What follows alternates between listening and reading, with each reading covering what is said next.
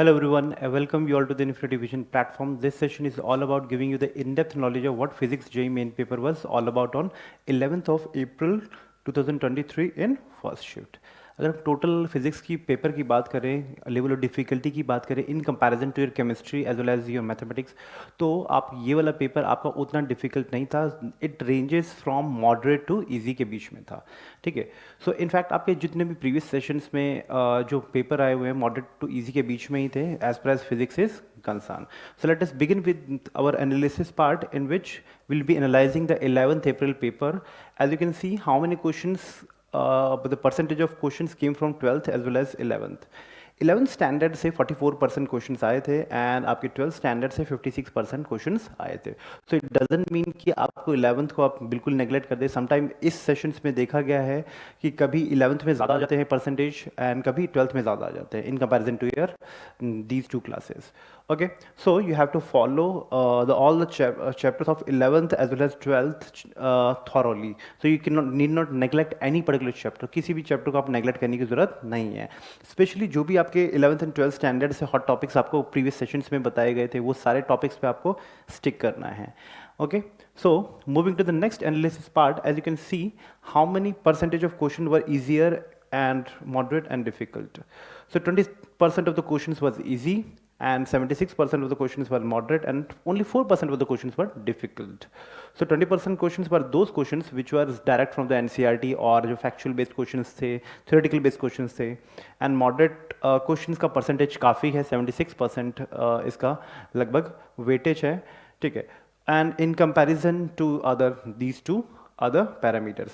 So moderate questions are those questions which are direct from the direct formula based questions in which you have to apply the formula and rest other parameters and you have to find only one parameter which is not given. Okay, so ये application based questions इसमें mostly आ जाते हैं. Difficult questions वो questions थे जो कि analytical based questions थे जो मल्टीपल चैप्टर के कॉन्सेप्ट जिसमें इन्वॉल्व थे, तो उनका परसेंटेज बहुत ही कम है. लगभग 1-2 क्वेश्चंस हमेशा आ जाते हैं और मैक्स टू मैक्स इसका परसेंटेज 3 to 10 तक वेरी करता है. समटाइम डिफ़िकल्ट क्वेश्चंस नहीं भी आते हैं. इस सेशंस में हमने ये भी देखा है कुछ पेपर में कि डिफ़िकल्ट क्वेश्चंस नहीं आ रहे हैं. Okay, moving to the next analysis part. As you can see how many questions came from your 11th standard. In totality 11 question came from your 11th standard जिसमें से कि motion in a plane में से projectile motion पे एक question आया हुआ था and laws of motion पे again force applied during collision पे क्वेश्चन आया हुआ है and that means को impulse का एक concept आया हुआ था इसमें and centrifugal force पे एक क्वेश्चन आया हुआ है. ठीक है. सो इन टोटलिटी 2 क्वेश्चंस इसमें लॉज ऑफ मोशन से आए हुए हैं एंड वर्क एनर्जी पावर से work done by variable force पे क्वेश्चंस आया हुआ है. समटाइम इस पे वर्क एनर्जी थ्योरम पे क्वेश्चंस आ जाता है जो कि अब हमने प्रीवियस सेशन में आपको बताया हुआ है. System of particle and rotations पे आपका पैरेलल एक्सिस थ्योरम पे क्वेश्चंस आया हुआ है. समटाइम परपेंडिकुलर एक्सिस थ्योरम पे आ जाता है. समटाइम आपका काइनेटिक एनर्जी का क्वेश्चन आ जाता है. समटाइम एंगुलर मोमेंटम पे क्वेश्चन आ जाता है. ठीक है. So sometime moment of inertia पे भी क्वेश्चन आ जाता है सिस्टम ऑफ पार्टिकल्स पे. तो these are the topics that you should remember, क्योंकि जो कि हमने को प्रीवियस सेशंस में भी आपको प्रीवियस एनालिसिस वीडियोस में भी आपको बताए गए हैं. उस you have to stick to those topics as well. Gravitation से अगेन ग्रेविटेशनल फील्ड स्ट्रेंथ पे एक क्वेश्चन आया हुआ था. Again apart from this satellite communication satellite system पे इस पे क्वेश्चंस आ जाता है. इसके वेलोसिटी पे भी क्वेश्चंस खूब आए हुए हैं इस सेशंस में, सेकंड सेशंस में. आपके मैकेनिकल प्रॉपर्टीज सॉलिड से इलोंगेशन इन स्ट्रेच रॉड में एक क्वेश्चन आया हुआ है. थर्मल प्रॉपर्टीज ऑफ मैटर में टेम्परेचर स्केल पे क्वेश्चन आया हुआ है. एंड अगेन थर्मोडायनेमिक्स में फर्स्ट लॉ ऑफ थर्मोडायनेमिक्स पे क्वेश्चन आया हुआ है जिसमें समटाइम आपको इंटरनल एनर्जी फाइंड आउट करने के लिए बोल देते हैं. Sometime work done find out करने के लिए बोल देते हैं. तो उस टाइप के क्वेश्चंस भी आए हैं. अपार्ट फ्रॉम दिस आपके थर्मोडायनेमिक प्रोसेसेस पे क्वेश्चंस काफ़ी आ जाते हैं. तो these are the topics that you must remember apart from these topics. Okay, now oscillation से आपका kinetic energy and x graph for SHM find out करने के लिए आया हुआ था. तो that graph was also quite easier to solve. And wave से अगेन एक wave speed of a travelling wave पे क्वेश्चन आया हुआ था। Apart from this Doppler shift पे एक क्वेश्चन और आ जाता है, तो you must remember these topics. So in totality if will talk about the overall 11th section, your laws of motion plays a very important role, जिसमें larger chunk 2 question आए हुए हैं, ठीक है। वन क्वेश्चन सबसे मोस्टली आए हुए हैं, so that means you can not neglect any particular topic of 11th standard.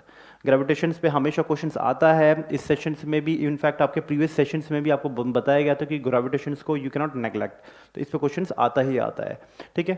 And जो एक इजीएस्ट टॉपिक जो इसमें स्कोर कर सकते हो लाइक यूनिट्स एंड डायमेंशंस, वो काफ़ी उस पर क्वेश्चंस आए हुए हैं, ठीक है। Again these are memory based question, so that's why whatever question we have उसी बेसिस पे हमने एनालिसिस किया है। तो इसका इजीएस्ट टॉपिक जो आप आसानी से सॉल्व कर सकते हो, दैट इज समटाइम इस पे बहुत इजी सी क्वेश्चन जो आ जा रहे हैं लाइक वेव्स पे आ जाते हैं, ठीक है। डॉपलर शिफ्ट पे क्वेश्चन एक आ जाता है, ठीक है। ग्रेविटेशंस पे भी आते हैं, ग्रेविटेशंस पे भी क्वेश्चन क्वाइट इजी ही होते हैं, इसके वेलोसिटी से रिलेटेड या आपके सैटेलाइट में ऑर्बिटल वेलोसिटी से रिलेटेड, ठीक है, टाइम पीरियड से रिलेटेड क्वेश्चन आते हैं। Moving to the 12th part, as you can see electric charge and field से कूलम्स लॉ पे क्वेश्चन आया हुआ था, ठीक है। इलेक्ट्रोस्टैटिक पोटेंशियल एंड कैपेसिटेंस से energy stored in the combination of capacitors पे क्वेश्चन आया हुआ है, और इस बार तो काफ़ी आ रहे हैं energy stored in the capacitors पे, या कॉम्बिनेशन पैरेलल और series complex combination of the capacitance, तो इक्विवेलेंट कैपेसिटेंस निकालने के लिए क्वेश्चन काफ़ी आते हैं। करंट इलेक्ट्रिसिटी से आपका energy dissipated in resistors and circuit current पे क्वेश्चन आया हुआ है। Again and again I am kept emphasising on current electricity because इसमें से आपके प्रीवियस सेशंस में भी 3-2 क्वेश्चंस हमेशा आते हैं, तो इस पेपर में भी 2 क्वेश्चंस आए हुए हैं, okay. Moving charge and magnetism से करंट एंड वोल्टेज सेंसिटिविटी पे एक क्वेश्चन आया हुआ था, एंड इलेक्ट्रोमैग्नेटिक इंडक्शंस पे Faraday's law of electromagnetic inductions पे एक क्वेश्चन आया हुआ है। अल्टरनेटिंग करंट पे इंपीडेंस ऑफ अ सर्किट पे क्वेश्चन आया हुआ था, टोटल इंपीडेंस निकालने के लिए क्वेश्चन आया हुआ था, ठीक है। इलेक्ट्रोमैग्नेटिक वेव से एनर्जी डेंसिटी पे खूब क्वेश्चन आ रहे हैं। यू मस्ट रिमेंबर कि 12th में इलेक्ट्रोमैग्नेटिक वेव से इस साल आपके सेकंड सेशंस में एनर्जी डेंसिटी पे काफ़ी क्वेश्चंस आ रहे हैं, तो you must remember these concepts, ठीक है। रे ऑप्टिक्स से अगेन क्रिटिकल एंगल पे एक क्वेश्चन आया हुआ है, एंड लेंस मेकर फॉर्मूला पे एक क्वेश्चन आया है, इन टोटलिटी 2 क्वेश्चन आए हुए हैं। Dual nature and radiation, again coming to the modern physics part, modern physics part में आपका थ्रेशोल्ड वेवलेंथ पे क्वेश्चंस खूब आते हैं, डी ब्रॉगली वेवलेंथ पे क्वेश्चंस खूब आते हैं, ठीक है। न्यूक्लियाई में अगेन relationship between decay constant and half life पे क्वेश्चंस आया हुआ है, मोस्टली रेडियो एक्टिविटी पे क्वेश्चंस काफ़ी आते हैं इस पे। सेमीकंडक्टर एंड लॉजिक, सेमीकंडक्टर्स में लॉजिक गेट्स पे क्वेश्चंस आए हुए हैं, इस बार तो ट्रांजिस्टर्स पे भी क्वेश्चंस खूब आए हुए हैं, ठीक है, एंड लॉजिक गेट्स पे भी खूब क्वेश्चंस आ रहे हैं, ओके। कम्युनिकेशन सिस्टम पे रेंज ऑफ एन एंटीना पे बहुत क्वेश्चंस आ रहा है, जो भी क्वेश्चंस आ रहे हैं रेंज ऑफ एन एंटीना पे ही आ रहे हैं या कम्युनिकेशन सिस्टम पे आ रहे हैं, ठीक है। तो यू मस्ट रिमेंबर कि रेंज ऑफ एन एंटीना कितना होता है, उस पर एक क्वेश्चन आया हुआ है। हाइट ऑफ एंटीना गिवन होता है, तो उसका रेंज कितना होगा, कितने रेंज तक उसका कवरेज होगा, ठीक है, उस पर क्वेश्चन हमेशा आ रहा है, मोस्टली रिपीटेड क्वेश्चंस आ रहे हैं। So in totality current electricity plays a very much important role as well as your 12th standard is concern. And again अब अगर हम टोटल की बात करें, ये पूरा का पूरा portion your communication system as well as semiconductor as well as ray optics, not ray optics, your semiconducting device as well as your dual nature and your atom. These chapters which comprises of modern physics plays a very much important role because they are quite easier to learn, आसानी से इसको learn कर सकते हैं, ठीक है, and they are quite easier to grasp and solve, ठीक है। you are able to solve the questions very quite easily apart from all other chapters, ठीक है। सो इस पे आप फोकस करें क्योंकि इस पे आपका 3-4 न्यूमेरिकल्स, एटलीस्ट आप 4 न्यूमेरिकल्स मॉडर्न फिजिक्स पे एक्सपेक्ट हमेशा करते आ रहे हैं, तो इस पे आप हमेशा फोकस करेंगे and you would be able to score very well in your examination, okay.